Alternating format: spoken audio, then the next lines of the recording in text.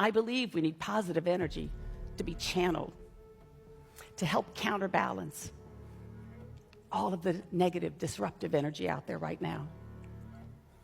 I think we need it to remove a lot of the individual barriers and individual idiosyncrasies. We need it to unite groups of people to focus on what's best for the greater good of the whole. When you do this, it creates confidence, creates a safe environment where people feel they belong, they're worthy, and I would argue they feel love. Not a lot of people talking about love today. But it was funny. I wanted to have a leader that I could quote that said, you know, they created a movement on love. Talking to my mom, she reminded me that today, 2,000 years ago, a great leader said, love one another as I've loved you. Not a religious statement whatsoever, but a great leadership fact. Emotive energy transcends normal communication and rational ways of working. It inspires people to do and give more. And I can say this because I have been on a real self-discovery journey, specifically the last 7-8 years. And I will tell you one thing on energy. It was funny, before I decided to accept this job, I met with the chief creative officer in New York and brainstormed over, could we create the kind of company that we both always dreamed of working for? So we put the strategies on a napkin and literally put them aside and spent the next 2 hours talking about energy, how we could create it, because we knew we would need something else additional to realize our dreams. Took the job. 8 months later, hired a consulting company. As you often do in this position, to confuse you with some facts, they went on to tell my board there was a 5% probability that I could achieve the plan I put forward. And funny, because looking back, I don't think they ever considered energy or realized how quickly it could unite, align, and bring promise. The plan was achieved 1 year early. But what makes energy work? Energy needs to come from a very deep core. For me, it's 3 things: trust, intuition, and belief. These are universal truths that form a foundation that everybody can always depend. Trust, since the creation of man, is where we all derive our greatest strength and power. It's like the exterior heart that all energy flows through. I often think of it as this cognitive and this emotional sea where our deepest compassions and our greatest thoughts are free to flow, undeterred by human insecurities. Trust is the basis in every human relationship and single-handedly the most powerful force of positive energy. Without it, energy can't even be formed. But when it's in place, it unlocks freedom and a peace. But intuition, I think of it as a form of wisdom, the gift of knowing without reasoning.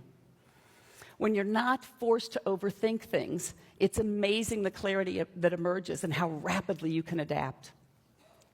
Intuition is usually more right than wrong, though we love to convince ourselves otherwise.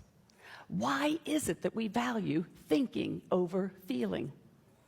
Why aren't we taught to follow our natural inclinations, to protect the possibilities instead of just accepting the probabilities?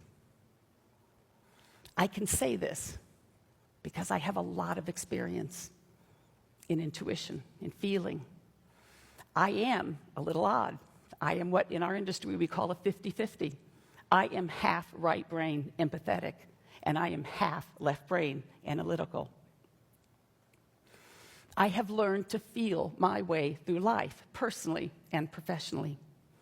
I have learned to listen and to hone my instincts, to be perceptive and be receptive, to change, to constantly live in ambiguity.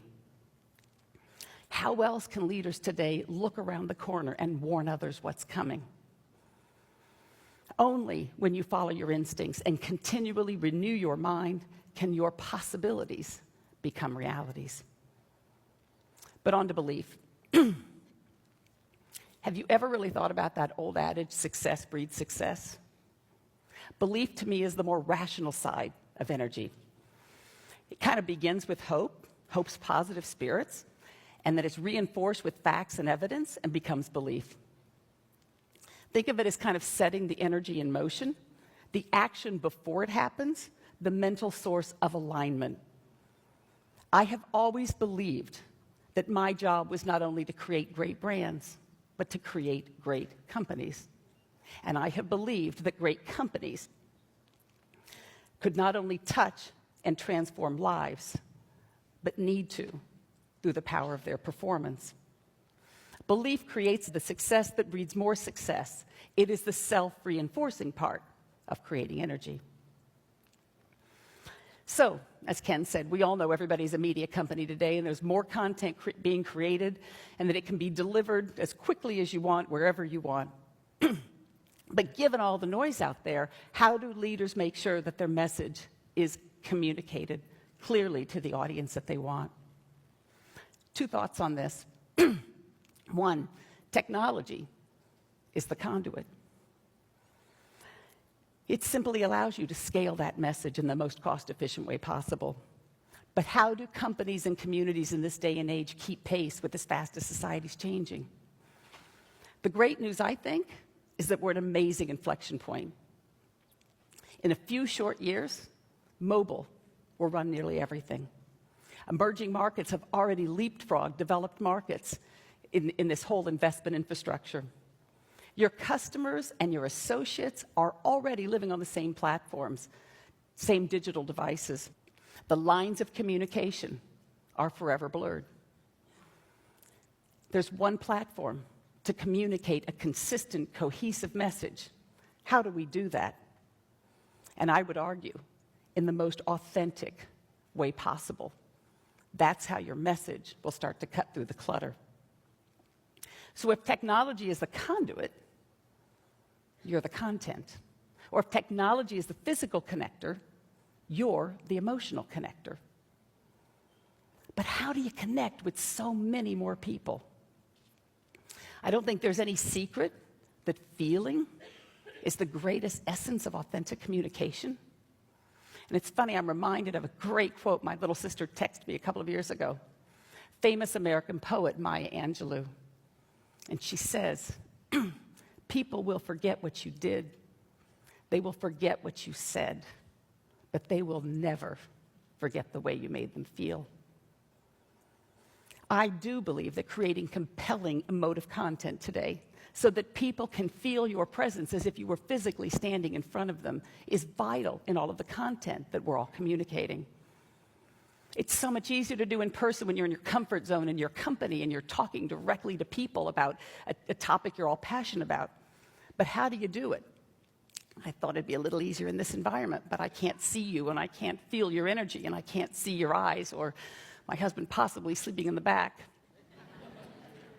But the irony is, the more technologically advanced society becomes, maybe the more we need to go back to the basic fundamentals of human communication. Because you are the content, but it's not about you. And I know this is counterintuitive unless you were raised in the heart of the Midwest like I was. My father's voice has guided me for years. And he always used to say he would know he'd done a great job if when I looked at a photo, I saw myself last. But what happens when all of this comes together? This final state. I call it creative wisdom, and this is when energy takes on its greatest, most transformative power.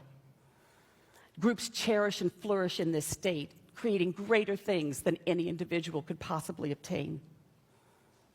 I've had the honor and the privilege to experience the awesome power of human energy. It's been a fascinating and fulfilling journey, and anybody can do it. We're all born with it. How do we unlock it? How do we communicate it? How do we use it to transform companies and communities?